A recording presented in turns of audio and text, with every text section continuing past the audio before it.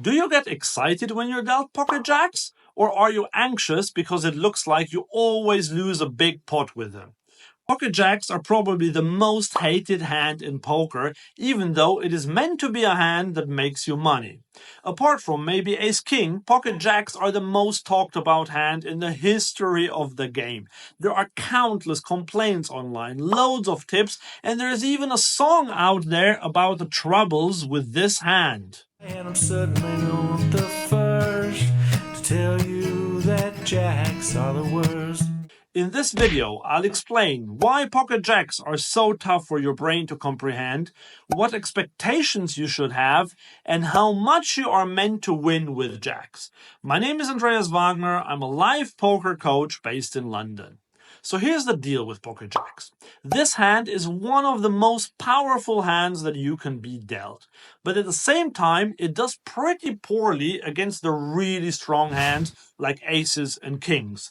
And if a player decides to put in a lot of money pre-flop, especially at the live low stakes, then they are likely to have aces or kings. But here is the problem with jacks. To explain this better, I will tell you a quick story. A baby bear befriended a baby tiger in a zoo. They were best friends and did everything together. But as they grew older and became bigger, the zookeepers had to separate the two. This did not go down well with them at all. Both refused to eat, and the baby tiger screamed from the top of his lungs. They missed each other and felt big pain. Now, your pocket jacks might not be as cute as a baby tiger, and you might not be a baby bear, but the principle is the same. In those few seconds, since you were dealt those pocket jacks, you grew so fond of them that it would hurt to get separated. And if someone four-bets you, they are basically forcing you into a hunger strike like the little baby predators. It is precisely that emotional connection that makes us lose so often with pocket jacks. Here is the hand that I played with jacks a while ago. A good player raised in the hijack. I 3-bet him with my pocket jacks on the button. He then 4-bet me. At that point, I kind of felt bullied. I knew he was a good player, so I thought there was a good chance that he made that 4-bet light.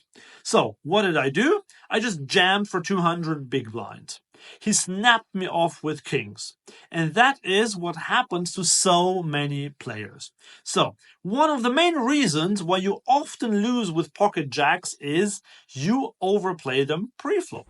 But it's not only pre-flop where players make mistakes. And again, this has to do with the emotional connection we talked about earlier. Here's an example. You open jacks in early position to $10 at a 1-2 game. 4 players call you.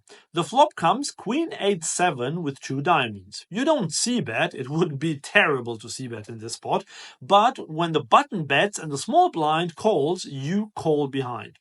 And this is a blunder. Of course, the button could be bluffing, but it's rare for live players to bluff in a 5-way pot. And not only that, but the small blind is saying that he has a hand or at least a good draw that has lots of equity against your jacks. And then there are even 2 more players to act behind you who could have a queen or better.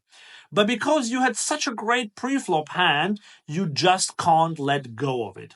And this can even happen in a heads-up pot. For example, you open jacks again and button calls you. The flop is, again, queen 8-7. You check, he bets half pot.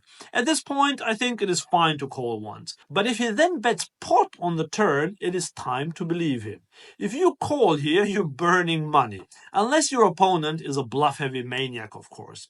You have to accept that the odds of an ace or a king or a queen coming on the flop are around 57%.